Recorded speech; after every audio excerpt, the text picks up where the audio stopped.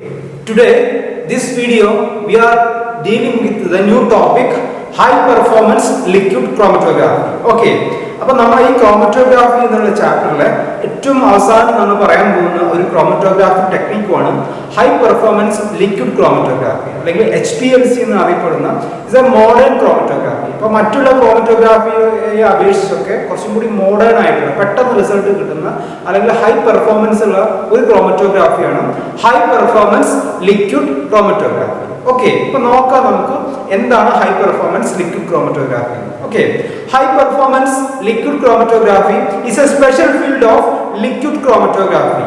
Okay, it's a special field of liquid chromatography designed to separate, quantify and analysis component of a chemical mixture. Okay, high performance liquid chromatography is a special field of liquid chromatography designed to separate, quantify and analyze components of chemical mixture. It is in fact traditional liquid chromatography automated to attain conditions that provide enhanced separation during the shorter period of time. Okay, എന്താണ് പറഞ്ഞതെന്ന് വെച്ചിട്ടുണ്ടെങ്കിൽ ഈ high performance liquid chromatography എന്ന് പറഞ്ഞിട്ടുണ്ടെങ്കിൽ it's A type of liquid chromatography. ഇതൊരു liquid ക്രോമറ്റോഗ്രാഫിയാണ്. അതുകൊണ്ട് liquid chromatography അതുകൊണ്ട് തന്നെ ഇതിന്റെ മൊബൈൽ ഫേസ് എപ്പോഴും എന്തായിരിക്കും, ലിക്വിഡ് ആയിരിക്കും. ഓക്കെ, അപ്പൊ ഇത് അനാലിസിസ് സെപ്പറേഷന് വേണ്ടിയിട്ടാണ് നമ്മൾ മേജർ ആയിട്ട് ഇത് യൂസ് ചെയ്യുന്നത്. പിന്നെ ഇതിന്റെ ഒരു പ്രത്യേകത എന്താണെന്ന് വെച്ചിട്ടുണ്ടെങ്കിൽ ട്രഡീഷണൽ ലിക്വിഡ് ക്രോമറ്റോഗ്രാഫിയും ഹൈ പെർഫോമൻസ് ലിക്വിഡ് ക്രോമറ്റോഗ്രാഫിയും തമ്മിലുള്ള വ്യത്യാസം എന്താണെന്ന് വെച്ചിട്ടുണ്ടെങ്കിൽ ട്രഡീഷണൽ ക്രോമറ്റോഗ്രാഫിയിൽ നമുക്കൊരു അനാലിസിസ് ചെയ്യാൻ അല്ലെങ്കിൽ ഒരു സെപ്പറേഷൻ ചെയ്യാൻ വേണ്ടി ഒരുപാട് ടൈം നമുക്ക് യൂസ് ചെയ്യുന്നുണ്ട്. ചിലപ്പോൾ മണിക്കൂറുകളോ അല്ലെങ്കിൽ ലോങ് ടൈം വേണം ഒരു ട്രഡീഷണൽ ക്രോമറ്റോഗ്രാഫി ചെയ്യാൻ. പക്ഷേ ഈ ഹൈ പെർഫോമൻസ് ലിക്വിഡ് ക്രോമറ്റോഗ്രാഫിന്റെ പ്രത്യേകത എന്ന് വെച്ചിട്ടുണ്ടെങ്കിൽ ഷോർട്ടർ പീരീഡിന്റെ ഉള്ളിൽ നമുക്ക് റിസൾട്ട് കിട്ടും. ഓക്കെ, ഇതാണ് traditional liquid chromatography automated to attain condition that provide enhanced separation during the shorter period of time. അപ്പൊ ഈ ഓട്ടോമേറ്റഡ് ലിക്വിഡ് ക്രോമറ്റോഗ്രാഫിയാണ് ആക്ച്വലി ഈ high performance liquid chromatography. That means high pressure apply ചെയ്തിട്ട് ഈ mobile ഫ്ലേസിന്റെ flow നമ്മൾ pressure apply ചെയ്തതിനു ശേഷം നമ്മൾ അതിനെ എന്ത് ചെയ്യാം, അതിന്റെ സ്പീഡ് എൻഹാൻസ് ചെയ്യും. ഈ സ്പീഡ് എൻഹാൻസ് ചെയ്യുന്നതുകൊണ്ട് തന്നെ ഈ മൊബൈൽ ഫേസ് സ്റ്റേഷൻ ഫേസിന്റെ സർഫസിലൂടെ ഹൈ സ്പീഡിൽ മൂവ് ചെയ്യുകയും ചെയ്യും. സെപ്പറേഷൻ പെട്ടെന്ന് നടക്കും. അപ്പൊ ഈ ഷോർട്ടർ പീരീഡിനുള്ളിൽ നമുക്ക് റിസൾട്ട് കിട്ടും. ഓക്കെ, നമുക്ക് നോക്കാം എന്താണ് the principle of high performance liquid chromatography. Okay, the basic principle of HPLC or high performance liquid chromatography is a liquid chromatography is the differential distribution of the sample components between the two immiscible phase. Okay, നമ്മൾ മുമ്പ് പറഞ്ഞ എല്ലാ chromatography technique പോലെ തന്നെ എന്താണ് chromatography is a differential distribution of sample component between two immiscible phase, that is stationary solid or liquid phase and mobile liquid phase. Okay, അപ്പോൾ ഈ mobile phase എപ്പോഴും ലിക്വിഡ് ആയിരിക്കും, station phase may be liquid or solid. Okay, in HPLC however higher separation efficiency is achieved by using the following technique. Okay, അപ്പോൾ higher efficiency അല്ലെങ്കിൽ higher separation rate ഉണ്ടാവാൻ കാരണം കുറച്ച് specification അതിൽ വരുന്നുണ്ട്. എന്താണ് ആ സ്പെസിഫിക്കേഷൻ നോക്കുക. ഓക്കെ, സ്പെസിഫിക്കേഷൻ നമ്പർ 1 എന്താണ്, the packing with the particle diameter are as small as 5 to 10 micrometers compared to the 150 to 250 micrometer used in classical method.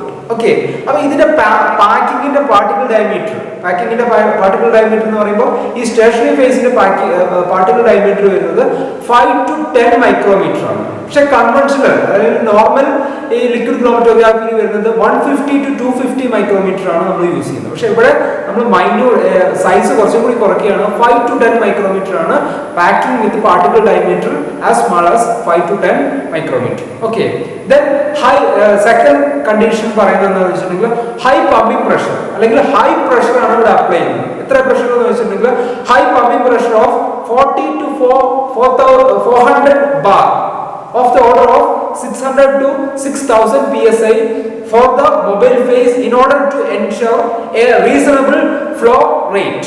Okay, അപ്പോൾ ഹൈ ഫ്ലോ റേറ്റിന് വേണ്ടി അല്ലെങ്കിൽ ഹൈ മൊബൈൽ ഫേസ് സ്പീഡിന് വേണ്ടിയിട്ട് ഇവിടെ നമ്മൾ high pressure apply ചെയ്യും. അത് ഏകദേശം 40 to 400 bar ആണ്, അല്ലെങ്കിൽ നമുക്ക് പറയാൻ പറ്റും 600 to 6000 psi പ്രഷർ. ഓക്കെ, അതുപോലെ തന്നെ ultra high performance liquid chromatography ഉണ്ട്. അതിന് നമ്മൾ UHPLC എന്ന് പറയും.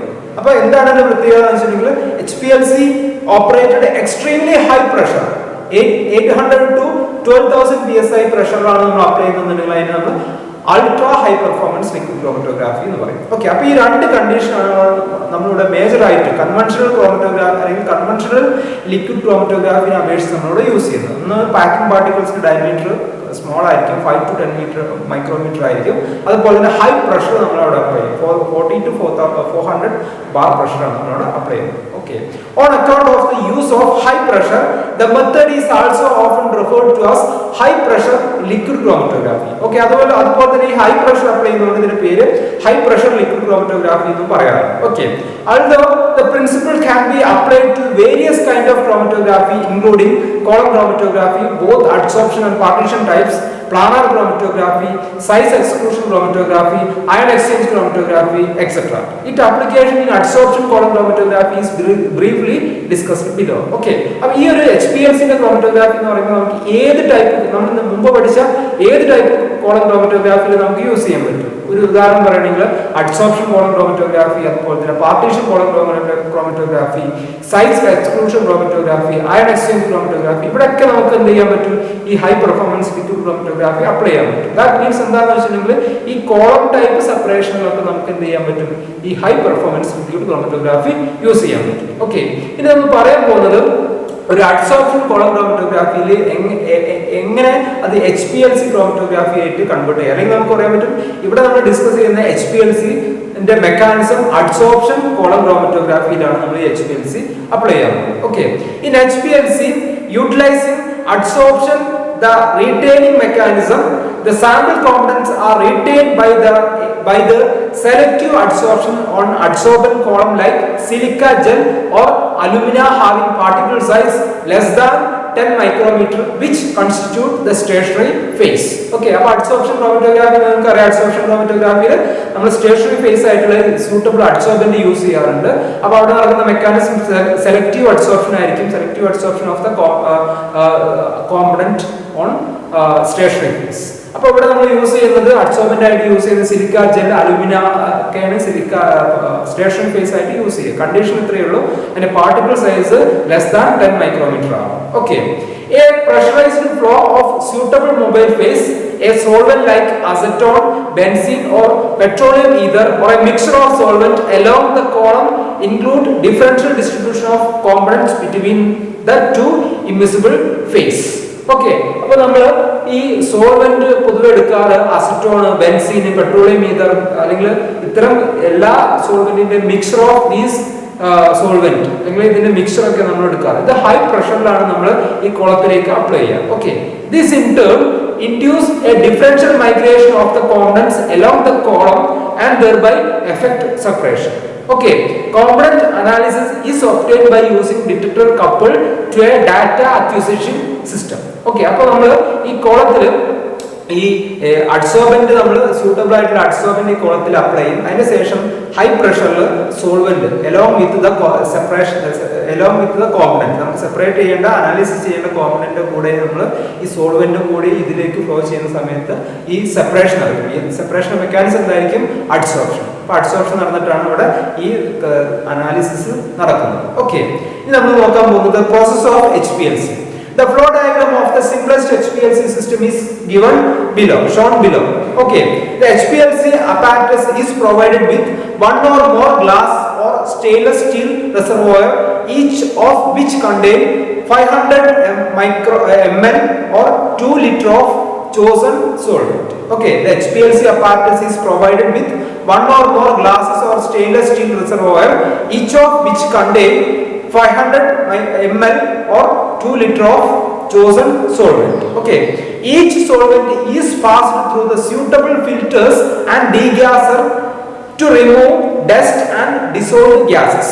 Okay, അപ്പോൾ നമ്മൾ 500 ml അല്ലെങ്കിൽ 2 liter നമ്മൾ ഈ സോൾവെന്റിനെ ആദ്യം എന്ത് ചെയ്യുന്നു വെച്ചിട്ടുണ്ടെങ്കിൽ സ്യൂട്ടബിൾ ഫിൽറ്ററിന്റെ ഉള്ളിലൂടെ പാസ് ചെയ്തതിനു ശേഷം ഡീഗ്യാസർ ചെയ്യും. എന്തിനാണ് ഡീഗ്യാസ് ചെയ്യുന്നത് വെച്ചിട്ടുണ്ടെങ്കിൽ ഈ അൺവാണ്ടഡ് ഇമ്പ്യൂരിറ്റി ഗ്യാസസിനെ ഡസ്റ്റിനെ ഒഴിവാക്കാൻ വേണ്ടി അല്ലെങ്കിൽ അൺവാണ്ടഡ് ബബിൾസിനെ ഒഴിവാക്കാൻ വേണ്ടിയിട്ടാണ് ഡീഗ്യാസ് ചെയ്യുന്നത്. Okay, Each solvent is passed through suitable filters and degasser to remove dust and dissolved gases. Okay, if not, they would interfere with the performance of the detectors. The dissolved gas also cause formation of bubbles in the column, thereby cause band spreading. Okay, അപ്പോൾ ഈ unwanted ബബിൾസിനെ ഒഴിവാക്കിയിട്ടില്ലെങ്കിൽ അതിന്റെ ഡിറ്റക്ടറിൽ എത്തുന്ന സമയത്ത് അത് ബുദ്ധിമുട്ടുണ്ടാക്കും. അല്ലെങ്കിൽ എന്താ ചെയ്യുക, ഈ ഡിറ്റക്ടേഴ്സിന്റെ സമയത്ത് അതിന്റെ ബാൻഡ് സ്പ്രെഡിംഗ് ഒക്കെ വരാൻ സാധ്യതയുണ്ട്. എന്താണ് ഡീഗ്യാസിംഗ് എന്ന് വെച്ചിട്ടുണ്ടെങ്കിൽ, degassing is often carried out by a system spurging in which dissolved gas are swept out solvent by passing the fine bubbles of an inert gas, that is helium, that is not soluble in the concerned solvent. Degases can also consist of device of heating, stirring, vacuum pumping or distillation. Okay, അപ്പോൾ ഈ degassing ചെയ്യാൻ വേണ്ടി നമ്മൾ എന്താ ചെയ്യാന്ന് വെച്ചിട്ടുണ്ടെങ്കിൽ, ഈ സോൾവെന്റിലേക്ക് നമ്മൾ ഈ ഹൈ പ്രഷറിൽ നമ്മൾ ഇനേർട്ട് ഗ്യാസ് പാസ് ചെയ്യും. ഇപ്പൊ ഇനേർട്ട് ഗ്യാസ് പാസ് ചെയ്യുന്ന സമയത്ത് ഇനേർട്ട് ഗ്യാസിന്റെ പ്രത്യേകത എന്താണെന്ന് വെച്ചിട്ടുണ്ടെങ്കിൽ സോൾവെന്റിൽ ഡിസോൾവ് ആവാൻ പാടില്ല. ഇപ്പൊ ഇനേർട്ട് ഗ്യാസ് പാസ് ചെയ്യുന്ന സമയത്ത് ഈ സോൾവെന്റിലുള്ള അൺവാണ്ടഡ് ഇമ്പ്യൂരിറ്റി ഗ്യാസസ് അല്ലെങ്കിൽ എന്താണ് ഡിസോൾവ്ഡ് ഗ്യാസസ് ഒക്കെ എന്ത് ചെയ്യും, അതിന് റിമൂവ് ആയി പോകും. Okay, degassers can also consist of device of heating and stirring, vacuum pumping, distillation, etc. Okay, the eluent is then lead first to the pump where it compressed to the rectified high pressure and to then chromatographic column. Okay, അപ്പോൾ എന്താ നമ്മൾ ചെയ്യാന്ന് വെച്ചിട്ടുണ്ടെങ്കിൽ, ഈ element first പമ്പിലേക്ക് നമ്മൾ pump ചെയ്യും, അതിന്റെ ശേഷം നമ്മൾ ഹൈ പ്രഷറിലാണ് ഈ കോളത്തിലേക്ക് കൊടുക്കുന്നത്. ഓക്കെ, അപ്പോൾ രണ്ട് തരത്തിലുള്ള എല്യൂഷൻ ഉണ്ട്. രണ്ട് തരത്തിലുള്ള എല്യൂഷൻ ഏതാണെന്ന് വെച്ചിട്ടുണ്ടെങ്കിൽ, isochoric elution and gradient elution. What is isochoric elution? അപ്പോൾ ഐസോകോറിക് എല്യൂഷൻ എന്ന് വെച്ചിട്ടുണ്ടെങ്കിൽ സെയിം സോൾവെന്റ് കൊണ്ട് തന്നെ എല്യൂഷൻ കംപ്ലീറ്റ് ചെയ്യുകയാണെങ്കിൽ, സെയിം ടൈപ്പ് സോൾവെന്റ് കൊണ്ട് തന്നെ ഈ എല്യൂഷൻ കംപ്ലീറ്റ് ചെയ്യുകയാണെങ്കിൽ നമുക്ക് അതിന് ഐസോകോറിക് എല്യൂഷൻ ഉണ്ട്. ഇനി ഗ്രേഡിയന്റ് എല്യൂഷൻ എന്താണെന്ന് വെച്ചിട്ടുണ്ടെങ്കിൽ, ഡിഫറെന്റ് പൊളാരിറ്റി ഉള്ള സൊല്യൂഷൻസ് അപ്ലൈ ചെയ്യുകയാണെങ്കിൽ, ഒന്നിൽ കൂടുതൽ പൊളാരിറ്റി ഉള്ള സൊല്യൂഷൻ അല്ലെങ്കിൽ മിക്സർ ഓഫ് സോൾവെന്റ് അപ്ലൈ ചെയ്യുകയാണെങ്കിൽ അതിന് നമ്മൾ ഗ്രേഡിയന്റ് എല്യൂഷൻ എന്ന് പറയും. Okay, in isochloric elution, either a solvent mixture of constant composition or a single solvent is used.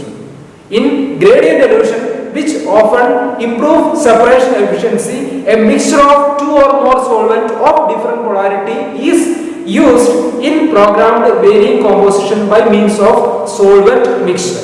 Okay, then ഈ നമുക്ക് ഈ ഒരു ഫ്ലോ ഡയഗ്രാം ഓഫ് HPLC നോക്കിക്കഴിഞ്ഞാൽ നമുക്ക് കാണാൻ പറ്റും solvent 1, solvent 2. That may be എന്തായിരിക്കും, ഗ്രേഡിയന്റ് എല്യൂഷൻ ആയിരിക്കും. ദെൻ സോൾവെന്റ് ഡീഗ്യാസറിന്റെ ഉള്ളിലൂടെ പാസ് ചെയ്യും. ദെൻ സോൾവെന്റ് മിക്സറിന്റെ ഉള്ളിലൂടെ പാസ് ചെയ്തതിനു ശേഷം പമ്പിലേക്ക് പോകും. ഈ പമ്പിലെത്തുന്ന സമയത്ത് ഹൈ പ്രഷറിലാണ് ഈ പമ്പെന്ന് ഈ ഗ്യാസസ് വരിക. ആ സമയത്ത് നമ്മൾ സാമ്പിൾ അപ്ലൈ ചെയ്യും. സാമ്പിൾ ഇഞ്ചക്ഷൻ വഴി സാമ്പിൾ അപ്ലൈ ചെയ്യും. ഈ സാമ്പിളും ഈ സോൾവെന്റും ഹൈ പ്രഷർ, സോൾവെന്റും സാമ്പിളും കൂടി ഹൈ പ്രഷറിൽ ഈ കോളത്തിനുള്ളിലേക്ക് നമ്മൾ കൊടുക്കും. ഈ കോളം എന്ന് പറയുമ്പോൾ തെർമോസ്റ്റാറ്റിലുള്ള ഓവനിൽ വെച്ചിട്ടുള്ള കോളായിരിക്കും. ഇതിനാണ് ഹൈ ടെമ്പറേച്ചർ അപ്ലൈ ചെയ്യുന്നത് വെച്ചിട്ടുണ്ടെങ്കിൽ ഈ എന്താ ചെയ്യുക, ഈ ഗ്യാസസ് ആയിട്ടുള്ള സോൾവെന്റ് തിരിച്ച് ലിക്വിഡായി മാറാതിരിക്കാൻ വേണ്ടിയിട്ടാണ് ഹൈ ടെമ്പറേച്ചർ അല്ലെങ്കിൽ കോൺസ്റ്റന്റ് ടെമ്പറേച്ചർ നമ്മൾ അപ്ലൈ ചെയ്യുക. ഈ കോൺസ്റ്റന്റ് ടെമ്പറേച്ചറിൽ ഈ മൊബൈൽ ഫേസിന് കൂടെ ഈ സോൾവെന്റും കോണ്ടന്റും ഹൈ പ്രഷറിലാണ് ഈ സ്റ്റേഷനറി ഫേസിന്റെ സർഫസ് കൂടെ പാസ് ചെയ്യുക. അതിന്റെ ശേഷം നമ്മൾ അതിനെ ഡിറ്റക്ടറിലേക്ക് കൺവേർട്ട് ചെയ്യും. ഡിറ്റക്ടറിലേക്ക് കൺവേർട്ട് ചെയ്യുന്ന ശേഷം നമുക്ക് ഡാറ്റ പ്രോസസർ വഴി നമുക്ക് അതിന്റെ ഡയഗ്രം കിട്ടും. ഓക്കെ, നമുക്ക് the sample is introduced into the column say by means of syringe and self-sealing silicon septum of the component called injector. Okay, here a valve equipped with the sample loop of the appropriate size reproduced inject the required column of sample ranging from 5 to 500 microliter into the flow path.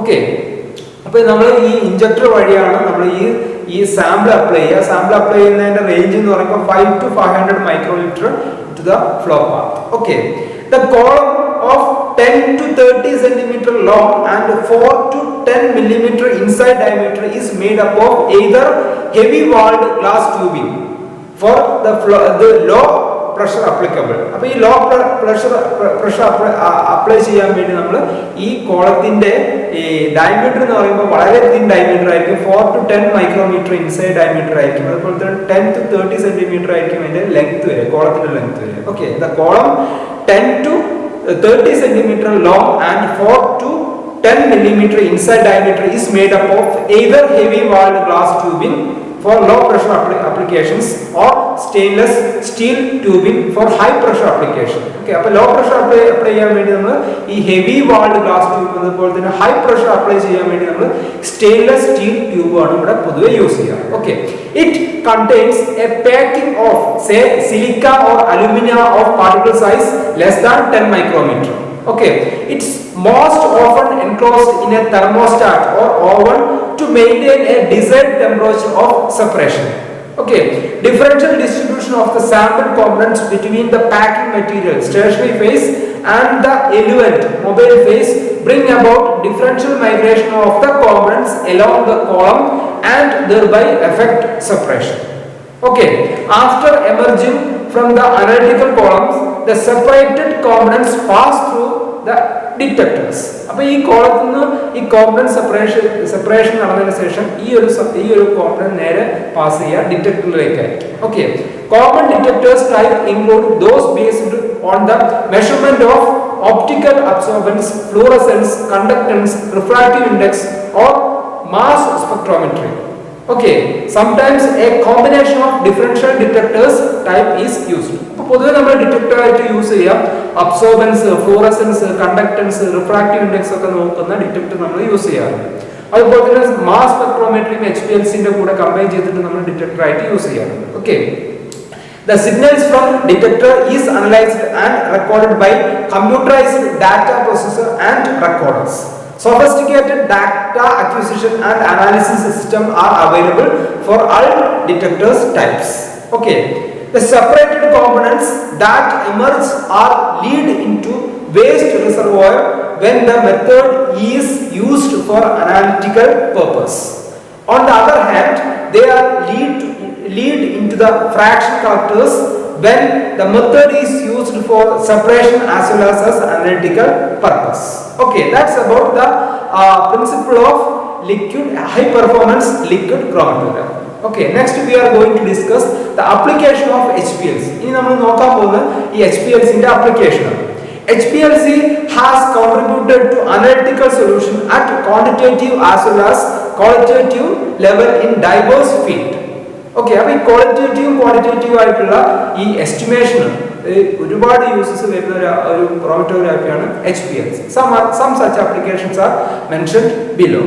Okay, first in pharmaceutical field. അപ്പോൾ ആദ്യം നമ്മൾ നോക്കാൻ പോകുന്ന HPLCന്റെ pharmaceutical ഫീൽഡിലുള്ള application ആണ്. HPLC provide speedy and reliable quantitative data in pharmaceutical analysis because it enable analysis and quantification of the components of pharmaceutical preparation even in single run. Okay, then first application in quality control. Quality control is HPLC application. HPLC is used to check the manufactured drugs. Okay, then next application in bioavailability studies. The drug releases over a period of times for drug formulation is understood by test run or blood sample using HPLC. Okay, then next application in preclinical trials. After designing a new drug formulation, HPLC is utilized to see the concentration of the components in the blood after certain interval of administration in preclinical trials on animals. Okay, അപ്പോൾ ഒരു particular drug, ഒരു പുതിയ drug നമ്മൾ കണ്ടുപിടിച്ച് കഴിഞ്ഞാൽ ഈ HPLC use ചെയ്തിട്ട് അതിൻ്റെ കോൺസെൻട്രേഷൻ അല്ലെങ്കിൽ അതിൻ്റെ അപ്ലൈ ചെയ്ത് കഴിഞ്ഞാൽ അതിൻ്റെ ബ്ലഡിലുള്ള കോൺസെൻട്രേഷൻ, അതിൻ്റെ അഡ്മിനിസ്ട്രേഷൻ ഒക്കെ നമ്മൾ കണ്ടുപിടിക്കാൻ വേണ്ടി ക്ലിനിക് ട്രയൽസിന് വേണ്ടി നമ്മൾ HPLC യൂസ് ചെയ്യാറുണ്ട്. Okay, this helps in evaluating the metabolic profile and plasma concentration of the formulation under developments. Okay, then next in clinical studies. Another application on clinical studies. The irregularities related to body metabolism, disorder of endocrine and exocrine gland secretion, alternation in body fluids etc. are diagnosed by HPLC analysis of concerned fluids. Okay, അപ്പോൾ ഈ clinical trial സ്റ്റഡീസിലും ഇതിന് application വരുന്നുണ്ട്. Then next application in the resolution of racemic mixture. HPLC offer a means of the separation of chiral molecules into the respective enantiomers through the process of pre-column derivation into diastereomers. Okay, HPLC offers a means for the separation of chiral molecules into the respective enantiomers through the process of pre-column derivation into diastereomers. Okay. Alternately, special column prepared with specific chiral moieties, example cyclodextrin, a stationary phase may be used in the resolution of racemic mixture, as the enantiomers may differ in the absorbabilities on chiral stationary phase. Okay. Then next application in chemical and biochemical research. The ability of HPLC to evaluate sample of very minute concentration of the order of nanograms and picogram has promoted its application tremendously in the field of chemical and biochemical research.